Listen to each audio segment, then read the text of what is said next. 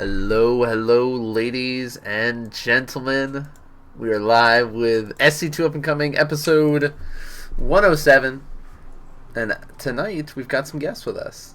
We've only got one of our guests with us right now. Our second one is joining us soon enough, but we've got Ravi FearDragon with us, and as always, we got Master Dog and Current TV, and apparently Dog's got a guest with him as well tonight. Yes. I do not know a name for my Zergling yet.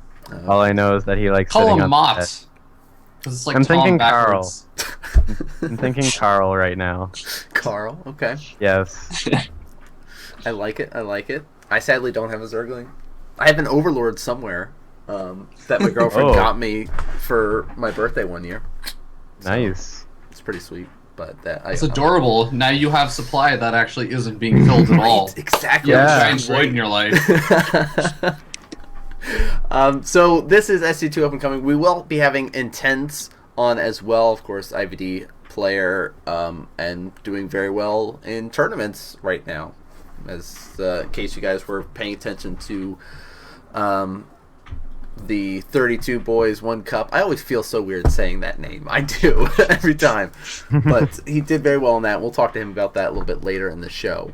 But of course, if this is your first time tuning in, thanks for tuning in tonight, guys. I'm, of course, Nan Man, and as our regular host, Master Dulk and Current TV, we bring you guys SC2 Up and Coming every Mondays, 9 p.m. Eastern. It focused on the up and coming scene, with WCS kind of being more or less over. We do have some other stuff that we talk about there, other tournament and stuff like that, some team and player changes, general news.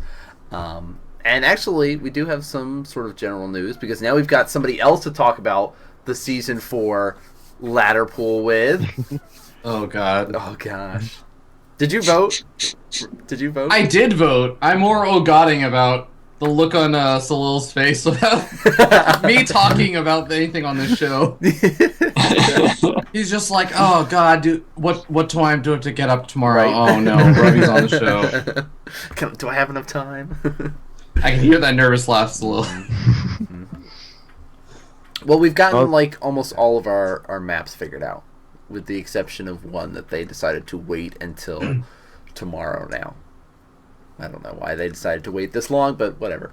But what did you think about the ones that got released? In case you guys missed it for whatever reason, just give a quick rundown of our maps. We've got Cloud Kingdom, Metalopolis, Daybreak, Ohana, Shakuris, and Akalon was our most recent one. So those are 6 out of our 7 that have been announced so far.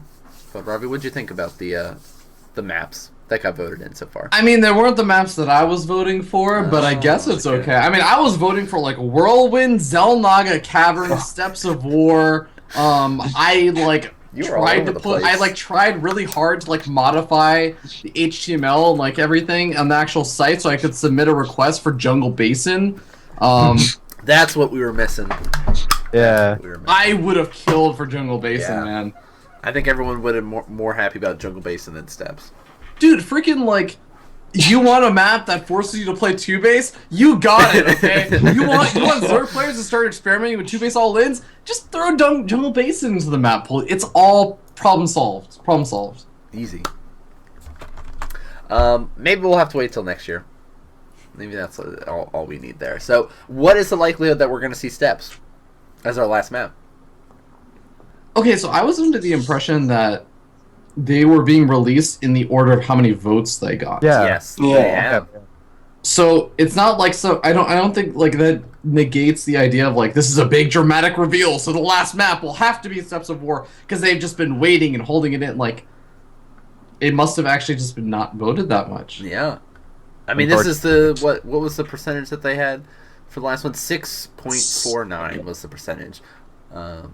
And the first place, number 1 most voted map, of course, Cloud Kingdom was 8.34. Just for all you guys out there. I really am hoping...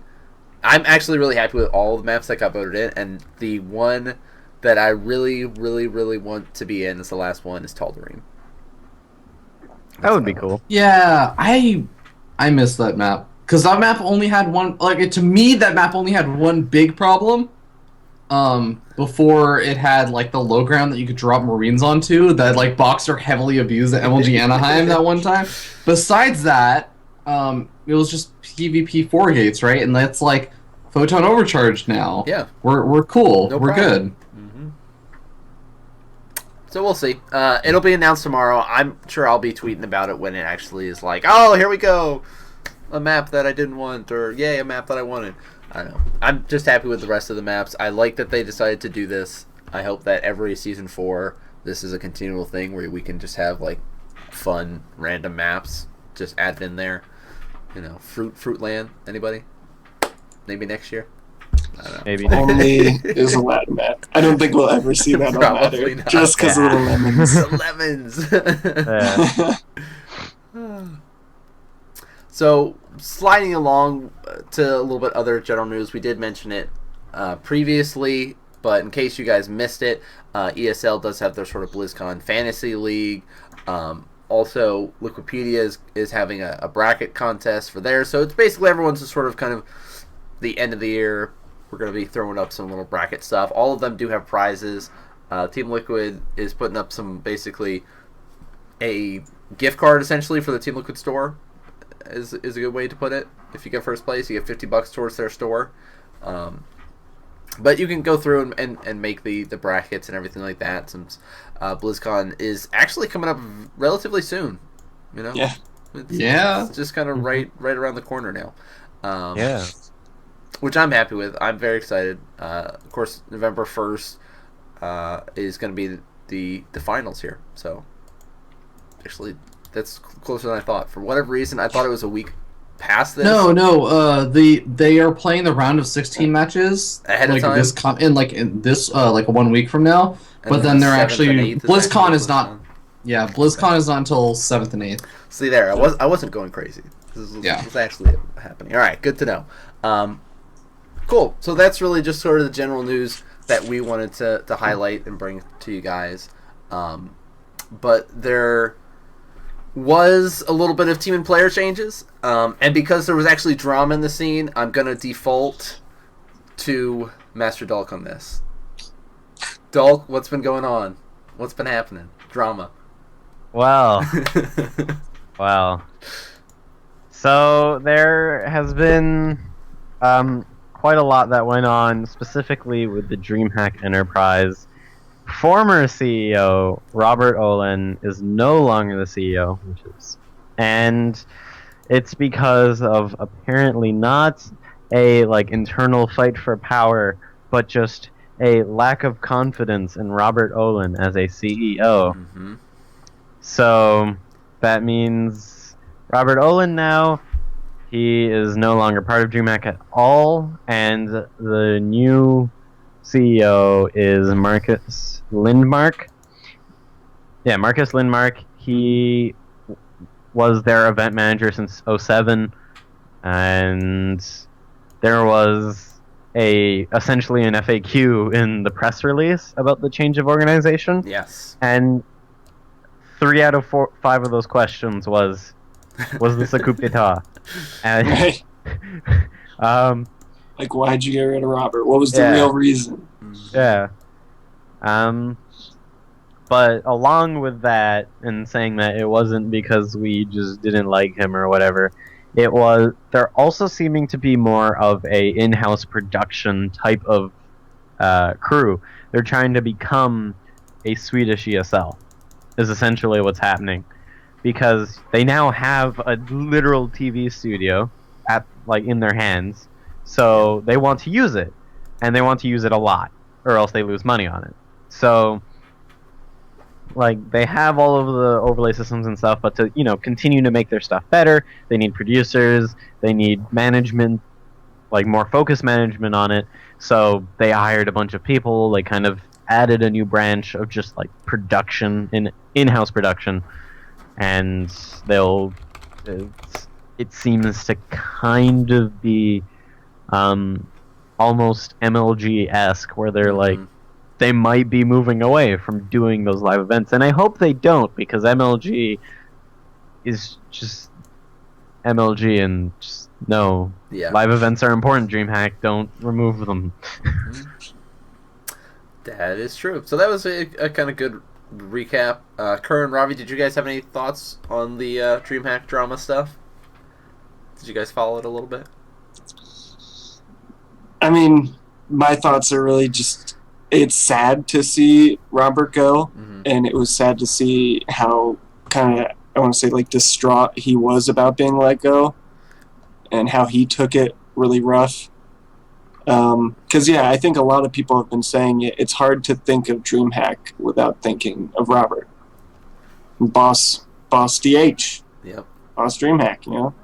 It's, you know, he's always there at the final ceremonies, and he won't next time. He won't be next time, so it's going to be a little weird. It feels weird, I guess, yeah. Yeah. It's really not going to be the same when Intense actually goes on to win the next DreamHack, and Robert Olin's not there to teach him how to open a champagne bottle. Intense, he's like about as young as Master Dalek. He's like 7 years old. He's never opened a champagne bottle before. How you doing, man? Yes, while all the talking's been going on, Intense has joined us. Uh-oh, unless he's muted, though. Oh, Muted. No, we still can't hear you. Technical difficulties. This is what happens. This is how he gets the nickname Silent Assassin. He's gonna join us for the entire show. Sign language it in. Yep, that'll be great. We hear something. Yeah. But not voice. Don't hear you.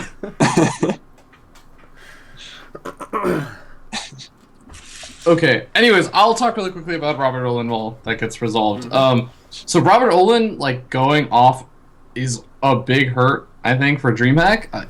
I don't know what was going on, whether, like, there was backroom it sounds like there was backroom politics, and it's all, like, speculative, but it sounds like there were backroom politics, and they somehow tried to, like, cover it up, or, like, Robert Olin just kind of got voted out, like, with discussions, because it's the way that his, like, tweets made it sound like he was kind of caught off guard by it, which I think is, like, the really interesting thing about this. It seems like he was unaware that this is going to happen, whereas the people in the press release seem to indicate that it's something that's been planned for a while and it's been in the works. So I think it's a damn shame. Robert Olin was, like, I think as Sean said, like, the embodiment of DreamHacks, like, what they were kind of just, they didn't take themselves too seriously, and that's what people love them for. Like, are we gonna see the exact same embodiment? Like, I'm sure that we'll still see, like, random YouTube videos get played all the time between breaks and everything, but I don't know, it does concern me a little bit. And one thing that was actually talked about on a competitor's show, I think it was the Late Game, was Robert Olin was, like, a really big StarCraft fan. Like, specifically, he really believed in StarCraft. And same kind of way that, like, MLG, like, Sundance and everyone, like, really believed in Halo. Yeah. It got kept around for a lot longer than maybe a lot of people would have expected to. Because that was kind of, like, their roots, and, like, that was something that, like, people there really believed in. So, I don't think that StarCraft is in that sort of, like, situation. But it is interesting to think about, like, well, is the next CEO going to reevaluate, like, StarCraft? Like, is it worth doing that? Or what about, like, not CSGO, but like Quake and stuff? Like, there's all kinds of other things that may be a bit uncertain for, like, upcoming DreamHacks for 2015. Well, if they were being truthful in their Q&A, then the CEO has apparently never really decided those things, and I forget who they said it was more up to in there. So they were trying to reassure everyone that something like that wasn't going to happen. But yeah, I think it is something that, whether they reassure us or not, it's something to keep our eyes on. Right. Yeah. Oh, they were saying the project leaders are the ones at management teams, and everybody else works together, kind of thing. It's not just one person that's involved with picking the games and stuff like that. But yeah, it sucks that this is going to be the case, but I guess we'll just have to wait and see what 2015 brings. I don't know. How do you feel about it, Andrew? Can you guys hear me? Oh my yes! We can hear you. Success. Yeah, Yeah, I agree with Ravi, but I think it might be in the same position as Halo, kind of, because like StarCraft's declining in popularity in some ways, and there might be better games to replace it with, like you were saying, like Quake, etc. But Quake is not a better game to replace it with. Quake. I know, obviously. Maybe I know. Hearthstone or something. Who knows? But yeah, like that's a good point. I hope it stays though. Well, I think WCS will help a lot next year though. Yeah. Changes. Yeah. WCS 2014 is, or sorry, 2015 is going to be very exciting. That makes me wonder. What Dalk was saying was about how they were like more focused on becoming like a studio thing. Mm-hmm. Could ESL have their WCS stuff snatched from them? Do you think? Who knows? What if that I can't say. Drama. All right, Mr. ESL rumors. Who knows what's gonna happen? We're gonna talk later on. It's not even that like I work the one IEM. It's that like I've just like had lots of rumblings just like coming through Skype in the past couple days. I'm just like, what the hell? We're gonna play a ton of rounds of Smash after this podcast, and we're gonna just casually end up eventually discussing this. Sure. Cool. But yeah. Alright, so moving along, we have actually one more sort of team and player change that we wanted to discuss, and that was Spanishiwa. I don't know if any of you guys out there were following StarCraft back in like 2011 time period, 2012 time period. Spanishiwa might actually ring a bell, but if not, if you are just from Heart of the Swarm, you probably are like, who the hell is this guy and why do I care? But no, he joined up with Microgamers. Ravi, do you remember much about Spanishiwa back in his early days? Oh hell yeah, man! Spanishiwa like turned everything around in the sense of like every Zerg was like, what the hell are you gonna do with slow Zerglings? Why wouldn't you just immediately go like, I think it was like the standard, maybe Intense will like know better on this, but like hatch gas pool was like the standard, right? Like it was like 50, you always got gas immediately, like as soon as you could, because slow Zerglings were like absolutely, and then Spanishiwa was like, no, I actually have the style where I like don't get Zerg speedlings for like a really long time, and then I eventually just go double gas. And like that's still something that we do today now. And I remember like way back in the day, like that was happening, and even Day 9 like had like of all things, like I think I've only seen like Day 9 ever bring on like 3 people onto a daily. And he did a daily with Spanishiwa there answering questions and talking about his new style and everything. He was like really, really big back in the day. Yeah. Yeah. The Ice Fisher build. Yes. You know, being all about like mass queening it up too, and that started to become big. He was one of the big promoters of doing that as a Zerg style, very heavily queen focus and stuff. So it's cool to see him getting back into playing. You know, he's joined up with Microgamers there, so they haven't really done too much Microgamers except for pick up kind of like a lot of Koreans. Yeah. So it's interesting to see that Spanishiwa is one of the players that they're picking up, but I guess with, you know, near the end of 2014, we're getting ready to kind of swing our way over into 2015, and if you guys maybe were following Poke Bunny, as his sort of rise up to GM, Spanishiwa was doing a very similar thing. They were both sort of kind of racing up to GM recently. Intense, have you played Poke Bunny or Spanishiwa recently? I played Poke Bunny as Protoss. Oh, and I played Spanishiwa as Zerg. Yeah, I have played him recently, just not as Darren. I won both games though. But yeah, they're improving really fast. Especially, well, I mean, I don't know that much about Spanishiwa, but Poke Bunny seems to be doing well. I'm gonna give context because what you said just made it sound like they're terrible, but you're actually really good, and you like won a tournament that I just held and just recently beat Showtime, and are now like in the round of 8 alongside I think only like Huck and Kane as the only North Americans in the 32 Boys 1 Cup tournament. So No, Huck got I just want to put eliminated. content, huh? Oh, It's just me and Kane. oh shoot, yeah. Oh my god, I saw those games. That PvP was so sad to watch. Okay. Oh my god, but Yeah. yeah, but like okay, context. We're not saying Poke Bunny and Spanishiwa are terrible. Intense is actually just really good, so I'll put context out there. Nice. So that's really it with the team and player changes. There are a few sort of tournament-wise and that sort of stuff that we wanted to kind of slide over and discuss, starting with actually the Copa America stuff. Because now that we've actually got Ravi on and he was helping out with the Copa America side of things, this will actually be a little bit more helpful. And they've got their final, I guess, the main event bracket announced. We know who's playing who, and all that sort of exciting stuff. So actually, let's slide over there and discuss what's happening with that. Dulk, you want to kind of give us a rundown while I actually get the cams set up for this screen region? Cool. All right, so Copa America for their year finals, it's going to be round of 8, double elimination bracket, something I haven't seen in just so long. MLG. I think that's the last time I remember seeing like double elimination stuff.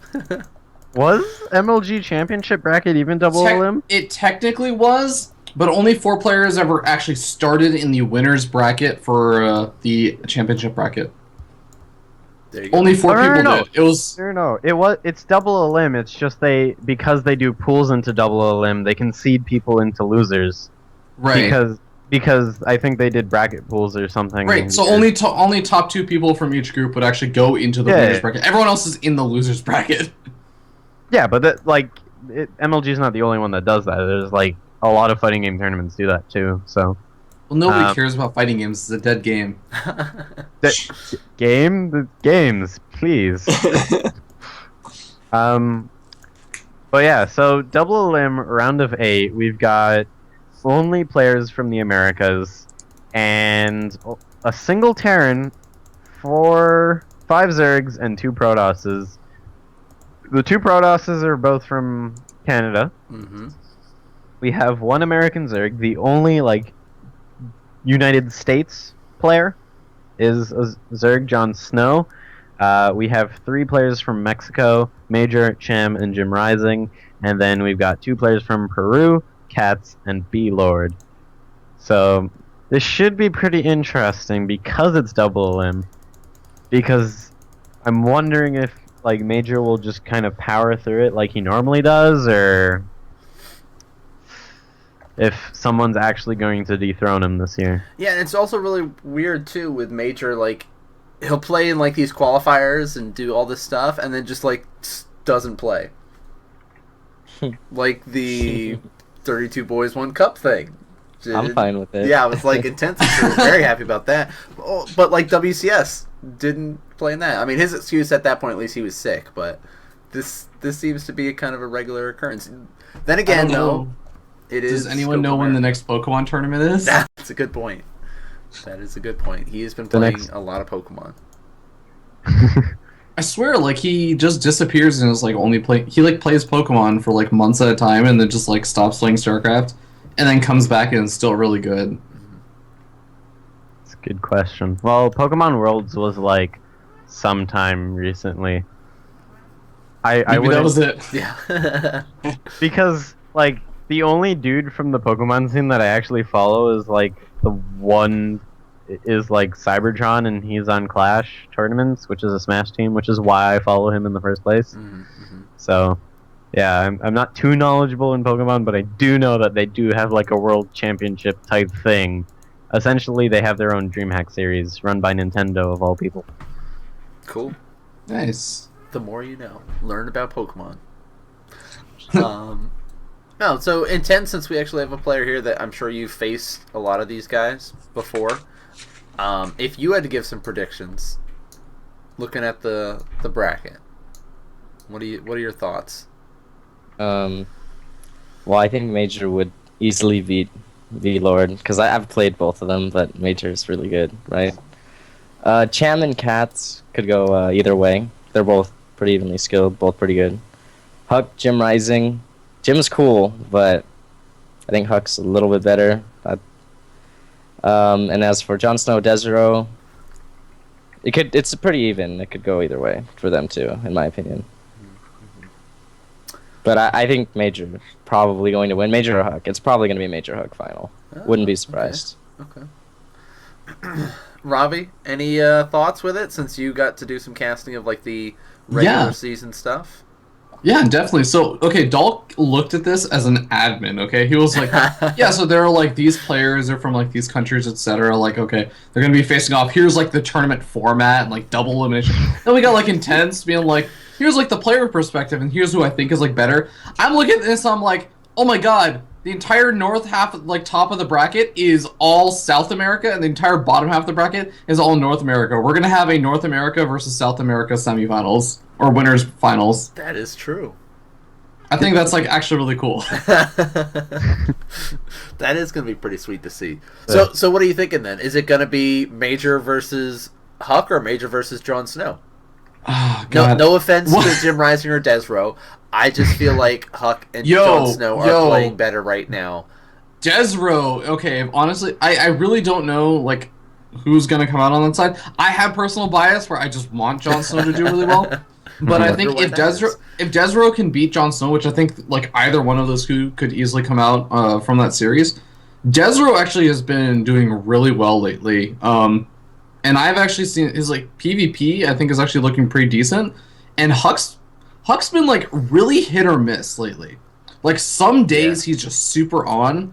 Some days it's not that he's like super off, but I don't know. He like tries to play a lot more expansion driven these days, and sometimes it feels like he's trying to do it almost like to an extreme and he gets punished for it. So I feel like actually Desro could potentially take that. So I think Desro actually has a pretty good shot. Jim Rising I think is also like he's gonna have a hard time. He's probably like the underdog from the bottom half of that bracket. But I don't know if Hawk and like Jon Snow and Desro aren't prepared for him, I guess. I don't know. I think they're all familiar with Jin Rising by this point. Right. Curran, what are your thoughts with how the bracket's shaping up to be? Well, it looks like most of them will be pretty good games. I don't think it'll be too one-sided, any of them. But I think Andrew and Intense had a really good kind of breakdown of how it probably will go. So yeah, I'm kind of just going to agree there. Cool. Before we slide away from Copa America stuff, I don't know last time we had you on, Robbie, if we talked Copa America stuff, but what are your thoughts with the changes from this season to last season allowing like the North American players and stuff into the mix? It's kind of weird. I am like enjoying it, but I do kind of feel like the North Americans sort of they kind of come in, and besides, like, I would say Major and Cats, actually, pretty much, like, besides the people that are in this, like, championship bracket right now, I feel like the North American players just kind of come in. Like, there's also North American players that aren't even in the champion thing, or championship, like, bracket, but have still done really, really well when they started playing. They just didn't start playing until, like, Season 2 or, like, Season 3 of this year. Like, Hendrilisk. And, like, they just kind of come in, and it's almost a little bit silly. I really am not too sure like what I think of it.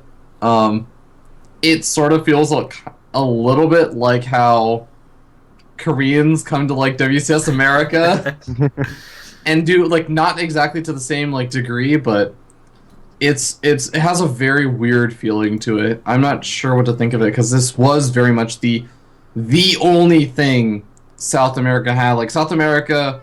If Americans and Canadians complained about like WCS America not being region locked, think about how poor South America felt because they are like they're below North America. They're at that point where like North America is the cutoff where we say, oh, North America is the weakest region because we don't even acknowledge any other regions below like North America. Like South America, like the scene exists, but it's like not amazingly strong. This is what they had going for them. I don't know if Africa has the scene. I've only known about one StarCraft player ever that was from Africa, like living in Africa. I don't know. Like I'm still really torn on that. Like I'm kind of happy for personal reasons. Like I could see people like Intense and Jon Snow and all those other like Hendrilisk all playing in this, and I like these players, but I kind of do sometimes think like maybe it would have been better off if it was just still South America and like Mexico. Do you think then maybe next year would be the time to bring it back to like 2013 style? I I don't think they will. I don't think they will either, and I feel like it's helped the viewer base. Yeah, I don't know. Yes. Personally, like looking at numbers from the 2 seasons, or I mean, like the 2 years, but I feel like a lot of people that weren't invested in it and weren't following it in 2013 are now following it because Jon Snow or Huck or Desra is playing in it. I would say yes or no. Viewership has definitely grown for Copa America, but I would also say that a lot of that viewership actually comes from Base Trade TV really growing their own viewership. That's a good point. Like, they've grown their viewership a lot this past year. I think, like, if you look back probably toward the beginning of the year, they were probably averaging around like 1,000-ish viewers on their streams, I think. Now they're like actually starting to hit 4,000, 5,000. And then the people that are like, there's a bunch of their viewers that go watch Copa America just because Base Trade is casting it. And that's like not even their entire normal viewer base because it's not on their channel. So like, I think that also has a lot to do with it. So it's really hard to like differentiate the exact reasons of why viewership is better. I'm sure it's definitely helped, but I don't know if I would entirely pin it on that. All right, that's cool. Anyone else have any other thoughts with Copa America before we kind of slide up north? I wish I knew about this. Yeah. Next year, right? Yeah. Unless they like lock, unless they pull a WCS and be like, no, it's a region lock Just now. kidding. Yeah. Yeah, we'll have to see. Because initially, like the first season, they only were letting certain amount of people even try to qualify up, and like Hengelis wasn't even allowed to try to qualify and stuff. And they were just, I don't know. So, but yeah, that's what's going on with the Copa America stuff. That's November 15th and 16th for you guys following along at home there. But we actually have some Tourcraft to get to and discuss for anybody interested in. And as always, with anything related to Canada, we default to you, Delk. Yes. We default to Dalk for a lot of things. We do. It's true. But yeah, so our Tourcraft Cup series started back up again, and so we changed up the format a bit. So now there's like a pro bracket and then the open bracket, and those lead into a main thing where they mix. So the pro bracket is like 8 players we invite, which is basically the top 8 from our region, and then somehow it ended up being that Desra ended up joining too. So it's 7 people from Toronto, and then we have Desra from Quebec, and they're split up into 2 GSL groups, and then top 4 from those 2 groups go into the main bracket. Top 4 from open bracket goes into main bracket, and then just play a 8-man bracket. And so we had our first set of games Friday night, and as per usual, Masa won just everything. Yep. No Regret kind of wanted to go to bed, so he was playing, but it's like you're a bit tired. You also just really wanted to end quickly, so he wasn't playing like quite as good as I feel he could have been. And then Believe, he also got a bit outplayed as well. And then Desra didn't show up for some reason, which was interesting. Weird. Yeah, we were like there waiting. It was like, where'd he go? And then we texted him, tweeted at him, Skyped him, everything, and then he just didn't answer. So we're just like, I guess he's not around, or like asleep or something. And so we just kind of had to give No Regret a walkover for his match against Desra, but Desra's not out because it is a dual tournament group. So Desra plays Believe, hopefully, in next Friday, I believe. If not next Friday, then the Friday after. Cool. So Dulk, what are your thoughts then? Who's getting out with Masa then from Group A before we slide over to Group B? I'm gonna have to say No Regret, just because when he did play Masa, even though he was tired and did want to go to bed, he was still playing pretty close matches. So I feel, especially since No Regret, it seems like he's been able to play a lot more compared to a bunch of the other people in our region. So I don't know, like I feel like he leveled up just a bit compared to everyone else. I like that. I like that prediction there. Intense, Ravi, Curran, you guys got any thoughts for Group A? Who's getting out with Masa? No regret. No regret. That's 2 for no regret. Anybody want to think of somebody else, or maybe argue against no regret for any reason in particular, or just want to slide over to Group B? I'm trying to think if does Desro know a lot about No Regrets playstyle? They played at LAN Nation and no regret won 2-1, and then. But I mean, okay, let's be honest. I actually do like watching No Regret, but he has a very aggressive playstyle. Desro knows. Yeah, if he knows about it, like he didn't know about it before, that could also factor in, because Desro plays like a pretty macro-oriented game, I would say, in general. So like, I could see him getting caught off guard once, and then being like, I'm not gonna fall to like this guy's shenanigans again. I don't know. Well, I think yeah, go ahead. No Regret, I guess, seems pretty confident because the way the groups worked is that No Regret picked Desro to be his opponent, essentially. Right? So he's probably feeling pretty confident, and also like the match at LAN Nation, it wasn't that Desro didn't know how No Regret played, because like when I walked into that room after finishing casting like in the morning, right? Everyone was talking to each other about how to beat their opponents. So like Nice. If someone didn't know what the playstyle was, it was literally just because they were like too lazy to go and talk to someone who had already played them. And Desro definitely was talking with Believe in Huck about all of the players. Fair enough then. All right.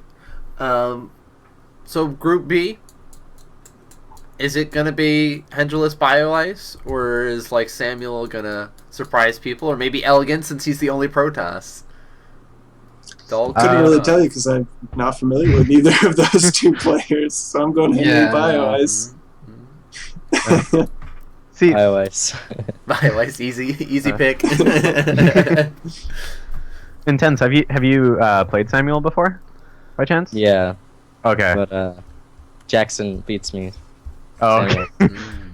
BioIce is good. He's actually pretty good. Yeah. Yeah. I feel like Samuel and BioIce will be really close because Samuel is like the hidden boss for our city for some reason. He just like showed up and got 3rd 3 times in a row, and then got 2nd place at the last one because Henry didn't show up. So it might be close because like Samuel has beaten BioIce before in ZVZs. Yeah. Okay. So no hope for Elegance being the only Protoss? He kind of like worked his way in just like almost by chance because like Nubergini didn't show up. Endersword is now the caster for Torcraft, so I think he was like 10th according to our ranking that we have at ESChamp to like seed people. Yeah. So yeah. How did Endersword show up and not Nubergini? Don't they live together? Nubergini got screwed by work. Oh. Because he works at a Best Buy, so. That'll happen. I thought it was, Future Store or something up there. Or do you have both? We have both. It makes no sense. They're owned by the same people, right? Yep. Best Buy owns Future Shop, but they're still both here. What? And Future Shop's better, too. Like, I don't get it. Alright. Good for them. It's just like, good for Canada. Yeah. Good for Canada. I don't know. Alright, so, Dulk, any other thoughts with Torcraft stuff before we slide over to some of our team leagues? Masa will win at, like, next year in the summer when we do our season finals, so I'm just gonna put that out there now. And I'm gonna come back to this, and I'm gonna be right. Yo, okay, Dulk, I want to know, how well do you think Masa's gonna do with WCS America next year? I think he will at least get round of 16, if not higher. Oh. Premier League? Yes. Because he did get round of 32 this year. So. Intense. You're biting your lip. I don't think so. No? Because whenever he plays in WCS, he just doesn't play well. Yeah. he's not a bad player, but like watch his WCS games. Yeah. Just yeah. He has like nerves issues when he's playing in like international tournaments. Even at like IEM, he kind of didn't do as good as he could have. Like most of his open bracket was just beating a bunch of players that he beats like at Tourcrafts, right? But then when he had to play Snoot, he kind of like broke down just a bit. Mm-hmm. Which sucks. We'll see. You know, this will be good for a lot of players too to kind of get that experience. No. I'm just hoping that he can, pull it together and win. And win. Yeah. Yes. Nerves play a lot, like tournament experience and stuff. I mean, for me personally, I beat people I shouldn't beat, but I kind of just like YOLO it. I don't know what to say. Is that what happened for us at Showtime? Kind of, man. I just got home like, well, gotta play. Let's make it happen. Yeah. But we'll be talking about that whole stuff very soon. Before we get to there, there's actually a little bit of updates with team leagues. Well, more of just sort of one team league. Dolk, what did we miss? What's been happening? Something happened in this SC2 team league. Solaris played Gravity, and now they play us being IVD, in the semifinals. This is a very eventually, at some point, they will play us eventually. Yeah. I don't know. We'll win pretty easily. They don't have to charge us anymore. Oh, that's true. Oh my god. That was the other one. I forgot. Oh my gosh. I apologize, guy. I dropped the ball and forgot to mention that in the team and player changes. Guitar Cheese is no longer with Solaris Gaming. Oh, I know why, but I don't know if I'm supposed to say. Right? I shouldn't say, right? Why? Probably not. Probably not. Okay, yeah. Yeah. It was interesting. Yes, it was. Alright, so basically, IVD Solaris are fighting Root and No Dice. Is it going to be IVD versus Root final? We're just going to make it happen? Is that the... Yeah, probably. We beat them last time, too, but we don't have our Koreans. But we have Puck. Puck's been playing very well. Yeah, and we've got, me. I'm just kidding. I'm probably not going to do much, but let's hope. You say that, but then it's going to come time for the event, and we'll see. You have been playing pretty well lately. So that's what's been going on with the Team League stuff. The other event, Cascade, has decided that they're going to be like every other European Team League and not play their games. Yep, that's what's happening with that. But other stuff that I wanted to kind of highlight a little bit, kind of more of the up-and-coming scene and foreign-related stuff. There's a Foreign Fun kind of tournament-y thing, which it's like a small little player base that's going to be consisting of Igus, Major, Kaz, Bly, Patreus, Kane, Hearthstone. Well, didn't this already happen? Yeah. Did they have the finals already? I knew the playoffs and everything were supposed to have happened. I think they did the finals, but I'm not 100% sure. I found out about this kind of late. They have done the finals. Yeah. Oh, okay. See, you click bracket here, it sends you to a Wikipedia. See, I missed. So, Dolk, give us an update. Who ended up winning? What happened with the event? Lil Bao won. He beat Kane, and it's like, come on, Sam, why? But yeah, Lil Bao. He beat Kane in the semis. He beat Patreus 3-0 in the finals, who beat Bly 3-1 in the semis. In the group stages, we had Blind Kane come out over Hearthstone and Iaguz. Group B had Lil Bao and Patreus come out over Kaz and Major. And I don't know if it's just me, but this tournament had really weird results. Yes, I thought so. And this also showing that Major has not been really doing anything. Playing too much Pokemon. He got last in his group. I don't know. I don't know.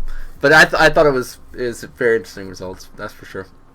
But yeah, cool little event. Just wanted to mention that.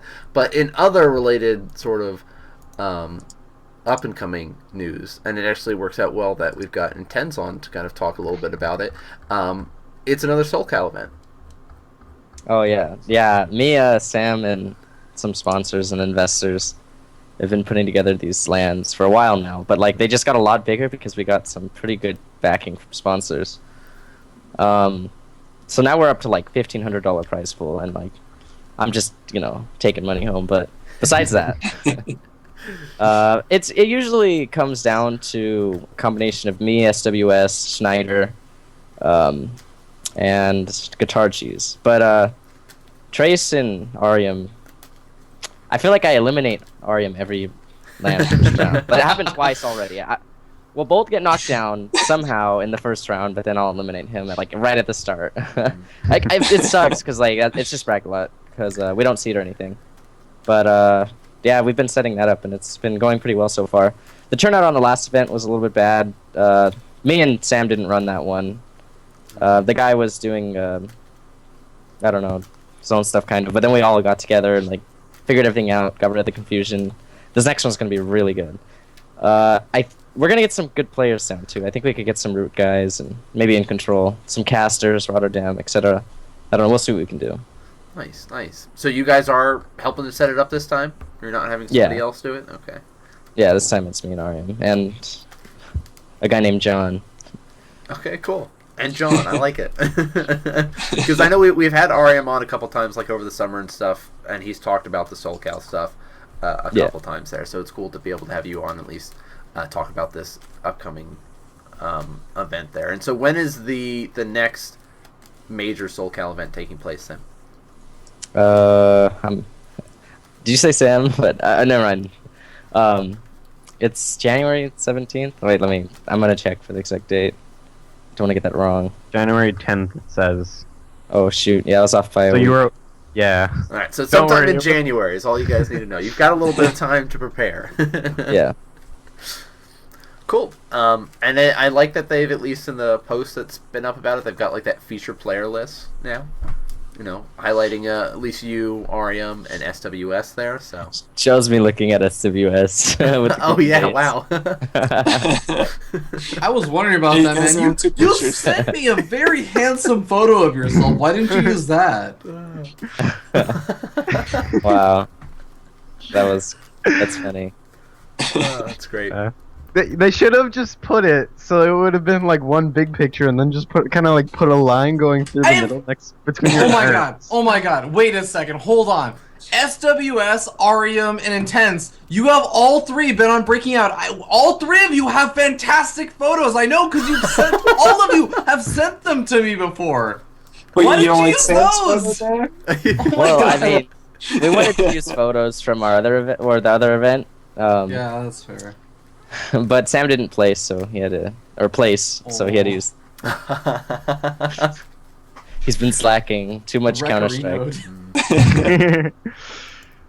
I like it. So I'm sure we'll have you guys on as it gets closer to the event. You guys can talk to us about it or after the event and give us kind of a rundown of how things go. Hopefully it's going to continue to be kind of a consistent thing and you guys can continue to have some good backing with it. But I think that was it with our up-and-coming sort of stuff, with the exception of Rifkin's event, the one that I just feel so silly saying every single time there. 32 boys. Yeah, it's just of all the names to come up with. It's a good name. Ravi, didn't Intense. you come How old? Okay, hold on. I'm 16. I'm a boy, dude. Have you ever seen it? Do you know what this is referencing? No, but I like it.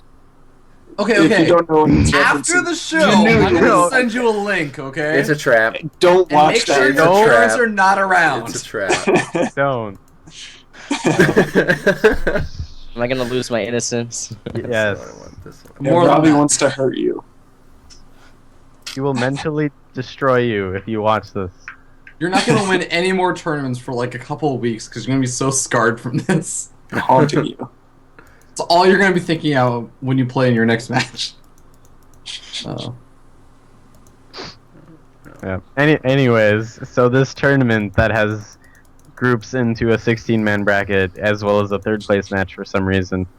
So yeah, it had groups divided into different regions as well as a wildcard group. NA, of course, getting more groups than all the other regions because, well, the hosts of them are from NA. Mm-hmm. And The round of 16 was all right, but when you kind of skew the groups into being like you have like NA only groups, KR only, EU only, then it kind of looks really weird into like round of 8 onwards when you have like a bunch of foreigners and then very little in the next rounds. Don't take this the wrong way, Intense, but it's really weird to see you in the round of 8 in the quarterfinals, and then like Jadong, Leenock, like Stork got knocked out in the group stages. It's like, no offense to you, man, but like it feels really weird. Nah, dude. It's planned. You're like, it's a good weird. It's a good weird. Yeah, it's the type of weird that I like. So, Intense, what happened with it? How were you able to get to the round of 8? Kind of give us a rundown of what exactly happened. If people weren't paying attention.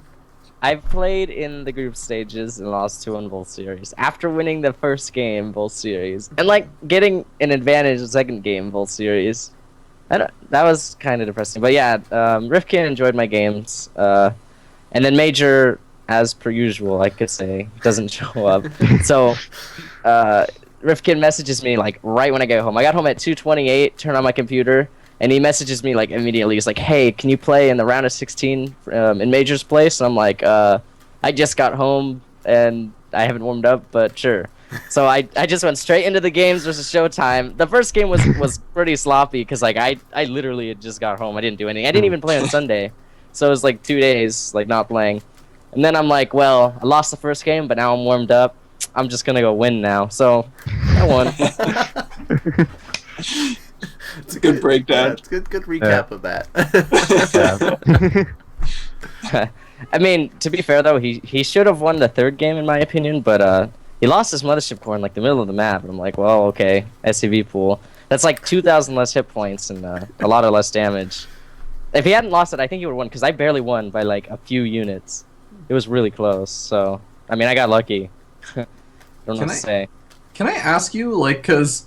And this is, like, going into selfish plugging of, like, breaking out and stuff, but, like, you really, really seem convinced, like, not but a month and a half ago, like, maybe, that, like, TVP was just, like, absolute hell for you. But you've been doing, like, you've been doing, like, much better... And like beating a Showtime, like a European Protoss player is like, Europe is like known for Protoss players. Are you like over TVP now? I mean, I'd like to say no. I still lose to Protoss on ladder all the time, but in tournaments, I just like, I roll the dice, gamble. Like, I'm not gonna lie, but it works. Like it works out. I don't know. People play bad in tournaments. He was playing with delay, so he had a lot of micro errors. So like, that's why SCV pulled the third game. I'm like, well, I'm gonna lose. He's a better player, so might as well pull the boys. And actually, I had practiced it in the breaking out invitation. So I tell me you practiced somewhere else besides that afterwards. I didn't really play besides. Yes, I like it. So don't encourage the snap. No, all day pull the boys. I like it. Yeah. Bit by bit. Come on, guys. No. So some of the other players that were able to advance up, we'll give a little talk about some of them. Fog and Parting were playing in the first round as well. Parting was able to advance up, so Parting is going to be your opponent next round. Intense, another Protoss player. Oh yeah, he should be pretty easy. Good. No problem, right? I tried to keep it Parting, straight. who's that? Never heard of this guy. Where'd he come from? No, I mean, I'm like, in a serious note, like, I don't think he's much better than Showtime. Like, he's been goofing around a lot lately, and I've watched his stream, and, like, on North American server, he loses to a lot of, like, North American players and stuff, so... I mean, it's definitely doable. It's one of the easier opponents. Probably the easiest. My most preferable was probably Parting. Besides, maybe Nurchio. Okay. I like it. Solid. Dulk, what's been going on with like the European players? How'd they do? Not great. Of course, one of them losing to our guest here, Intense. Yep. There was only 3 others. 2 of them played each other, leaving one to play someone from another region, and that happened to be Luzira. Yep. And TLO lost to Luzira 0-2. Nerdshell beat Mana 2-0, and then is now going to be playing Luzira in the round of 8. Yep. So Europe not faring too well, but you know what? Weakest region. And NA is doing better than Europe. That is true. So all I care.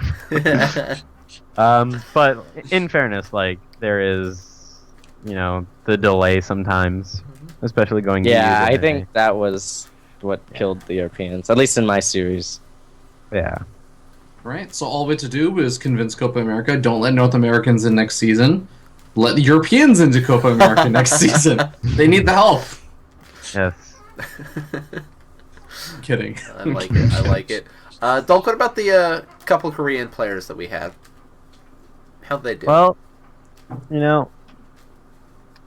a lot of the Koreans, they ended up just actually playing a bunch of people from other regions. So, it's interesting, at least, because Is that what you'd call it? I would call it the opposite of that. But All the Koreans won, like, easily. Yeah. yeah, at least right now they're still the dominant region in the round of 8. Yeah, North And- America. No, just kidding. But yeah, like Gumio played Petraeus, but I haven't heard from Gumio in forever, so I'm not sure if like being Petraeus is that much of a accomplishment. He has a unique play style. Yeah, Petraeus is pretty good also, yeah. Yeah, Petraeus is pretty good, but the way Gumio played, like, I hadn't even seen it before when I played Terran, so yeah, Petraeus was also, like, clearly underprepared for that. yeah. That's what I'm wondering. It's like Petraeus is a good player. He just didn't seem ready.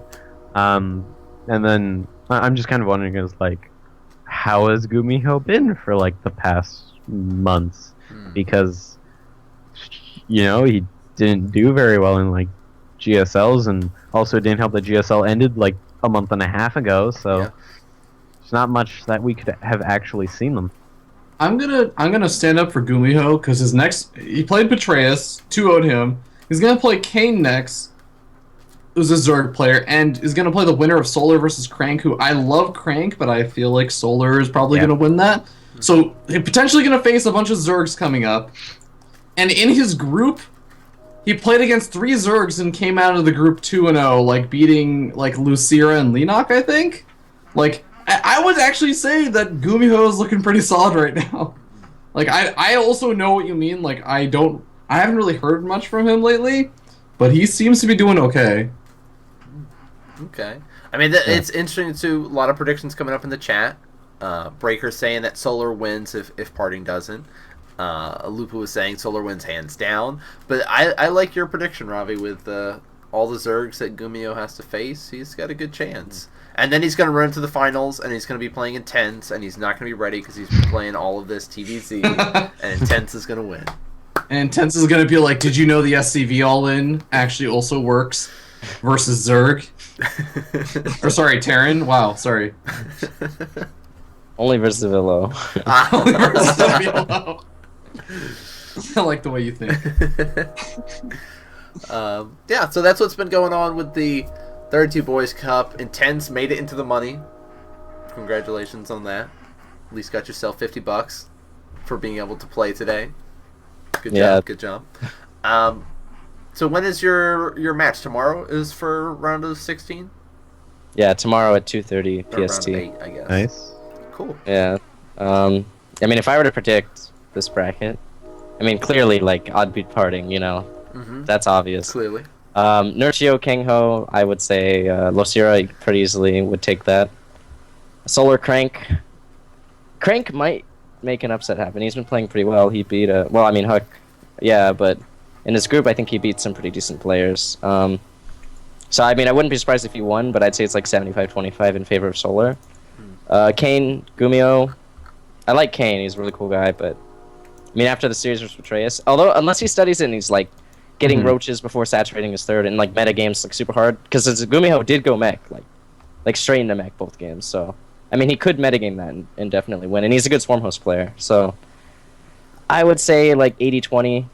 Ken Gumiho. But as for taking the whole tournament, it's probably gonna be a TVT final. But and if it's not, it's gonna be either Parting versus Solar probably. Yeah, probably Parting versus Solar. Okay. Solid predictions. I like it. I like it. Do you guys have any other thoughts with the 32 Boys 1 Cup event? Every time. Go cheer on Intense, because yeah, everyone likes to root for the winner. America.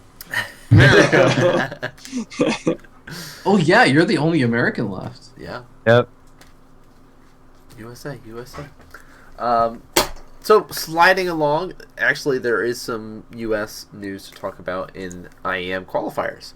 In case you guys had not been following along to that, they did sort of take place over the weekend. We had some exciting matches. Intense, why weren't you playing? What happened? I did play. Now I feel bad. Oh. See, I missed the early rounds of it. I didn't know what happened. It was funny. In the stage 1 qualifier, I beat Jon Snow, but I lost to Moose Skills. Oh, okay. Although I actually give Moose Skills props. He played really intelligently against my style. He like metagamed me pretty hard. He assumed I was going to go Reaper String Reactor, which is what I've been doing, and I actually ended up doing that both games. Although the first game, like the luck from the first game influenced why he won the second game, right? Because the first game he went with a 14 pool and built 6 Zerglings and attacked me and like went by my Reaper on merry-go-round. But it was a gasless opening. Like he did it into 2 base Roach into a 3rd. So that gave him a pretty solid early advantage, and he was able to close it out after like 15 Roach Hydra timings at like the hour mark. Because I was never able to get past 3 base. I mined out and like died. But yeah, since I knew he went gasless off a 14 pool, the second game, he hit with me with Lings at the same time, right? So I'm like, oh, he's probably going gasless into Roach Hydra again. But then another 20 Lings show up with speed and just kill all my Marines on the low ground and kill my well, I cancel it, but like, yeah, and I'm just like, well, I'm kind of just dead now. So I actually died like a few minutes later to a Roach Bane all-in because my economy was so far behind. So yeah, that was smart by him. He definitely metagamed my playstyle really well. Jon Snow, on the other hand, played to my strengths, I would say. Like, he played standard. Not good. That's good. And it's been a while since I've seen Moose Skills do well and make it far in kind of a qualifier kind of thing. So that was interesting to see. Good for him. But we got to see a lot of other really good players performing. Some of the players that you guys should be familiar with, and then some more up-and-coming players like Bales. Of course, Bales was playing in the qualifier. Played Huck first round, didn't do so well against Huck. Ended up losing that 1-2. It's PvP. Got thrown down to the loser bracket there. Was able to beat Cats, and then played a PvP against Puck. Because Puck was able to move past QXC. Played against Pult, unable to win there. But Puck had a very solid run his way through, beating Bales, beating QXC, and then got the win over Violet because Violet fell asleep. Yeah, that's good. I mean, yeah, I don't know. I guess when it's an event like this and it's both Violet and Pult, I guess a lot of people are like, oh, great, you know, they're probably going to be taking it. I got to work extra hard to make sure I get one of those spots. And good for Puck, able to nail it and get that last spot there. QXC was also playing pretty well for himself. Able to beat Moose Skills, beat Huck, only to lose to Puck twice. So, you know, good on Puck. But you guys have any thoughts with how the U.S. qualifiers went, giving Pult and Puck spots for IEM? I mean, Intention gave us some good rundowns of your thoughts on actually playing it and stuff, but what about the players, the ones that were able to do well, or those that made it to the quarterfinals? I'm not surprised. I think like Brandon or Puck is the best player in the U.S. like native U.S. You get what I mean? Yeah. But then yeah, Pult and Violet are really good. Brandon could beat Violet. Violet wasn't playing exceptionally well in my opinion because like he dropped a game to Huck, and he lost pretty convincingly versus Pult 2-0. So I think even if he did show up, I think Brandon could have won. Mm-hmm. But yeah, Polt always crushes like every American, so Yeah. I like guaranteed Polt was going to make it, and he made it like easily. Cool. So good stuff there. Now there is still the American qualifier that you guys also have to keep in mind, which the start date is actually tomorrow, I believe. Yes. For that event there. So are you going to be playing in that, or is it messing up with the 32 boys event? I thought that was Thursday. Oh, wait, tomorrow's Tuesday. Is tomorrow Tuesday? It is, right? Yeah. Oh, shoot. Yes. Wait a minute. Dude. Oh wait, I don't play 32 boys until Wednesday. Oh my gosh, Okay. I just lost. See? My sensitivity. No, Oh my God, dude. no. I'm gonna good. send you a Google Calendar invite. Start using it. We're good. We're good. All safe. All safe. Good stuff there with the IEM stuff. So actually, before we slide over to talking Home Story Cup, Breaker was asking our thoughts on the MSI beat stuff. Did you guys get a chance to look at the players that are going to be participating in the event, or anything about the event in particular? Yep. Yeah. Dulk, what's happening with it? So they invited Flash and Parting, Mm-hmm. and so it's gonna be kind of interesting to see like how well Flash can do in this, because it seems that he's gone into his groove for doing marathon tournaments. And then we also have for qualified Koreans Solar, Violet, Rogue, and First. And then, we have quite a few people that are more in the native region, China, Taiwan, and then a few people or actually just the one from SEA of Blisks. So it's going to be pretty interesting. We only have one person from North America. We have one person from Australia. Yaguz is Australia or New Zealand? Pretty sure it's Australia. Australia. Yes. Okay. Yeah. So Huck is our one North American, and then Yaguz is from Australia. So it's looking to be a pretty good event. They have a pretty standard format as well. 16-man groups into 8-man playoffs, and they have quite a few good players. I'm also especially excited to see how well Sen does at this, because what was it? The Taiwan Cup, I think it was. And then Sen won and there was a lot of good Koreans there. Yes, he is like the only foreigner to win a event in 2014, I believe. Like a big championship like that. The Taiwanese Open, he beat Hyun 4-3 in the finals there. But there was players like Bomber, True, Jaedong. There's some very, very strong Korean presence at the Taiwanese Open there. Yeah. Yeah, but I like that this one they had all of the extra spots. Like America, Violet and Huck are our two American representatives. Pult's going to be playing at WCS clearly, but a lot of players were trying to play in the qualifiers. Intense, did you play in any of the qualifiers for it? No, they were at times I couldn't make it. Makes sense. It can be a little bit difficult with some of these events and the qualifiers for it there, but a lot of good mix of players there. We had a couple of changes here and there. Yoda is taking Hyun's spot because Hyun's going to be over in of course BlizzCon. The US at BlizzCon. Jim and Zigua are attending another tournament in China and cannot be attending. Cloudy and Ian are going to be replacing them there.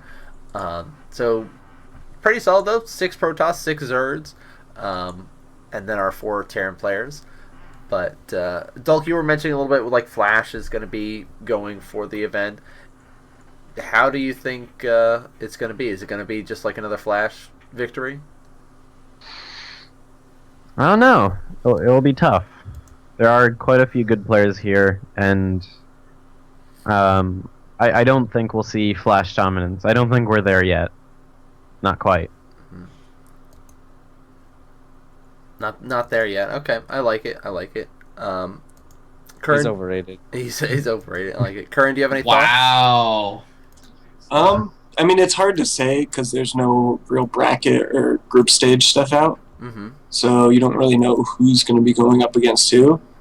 But it's definitely a very strong player pool, yeah. Mm-hmm. Should have some good games. Cool. Actually, Breaker mentioned that he wanted to come on and just give a quick rundown of the event real quick, so we'll add him in for a sec so he can... Because he's much more familiar with the Taiwanese and the Chinese scene than a lot of players, so... Let's throw him in the call, and it's going to mess up all of the windows for everybody there. Also, I think Intense Seb was saying Yeah. go Hey soon. there. Cool. I got just a second, guys. I gotta up? mute the stream, otherwise I'm gonna hear an echo of myself. All right, cool. Well, while, There we go. of course, Breaker, you take time to do that. Intense, thanks for kind of jumping in and talking to us, bud. You know, I'm sorry that you got to duck out, but you've been playing it's today. You've got other stuff to do. I completely understand. So before you have to leave, do you want to give some shout-outs and stuff? Check out the LAN series in SoCal called G1K. It's on Team Liquid. Shout out to IVD for being awesome. And Ravi, once again, for being amazing for the North American scene. Especially that Good job, performance. Yeah, And the rest of dude. you guys. All of you do a lot of work. Bam. Hearts right here. And shout out to you Kinda, for yeah. winning Breaking Out. You know? Yes. And being Ravi works too hard, man.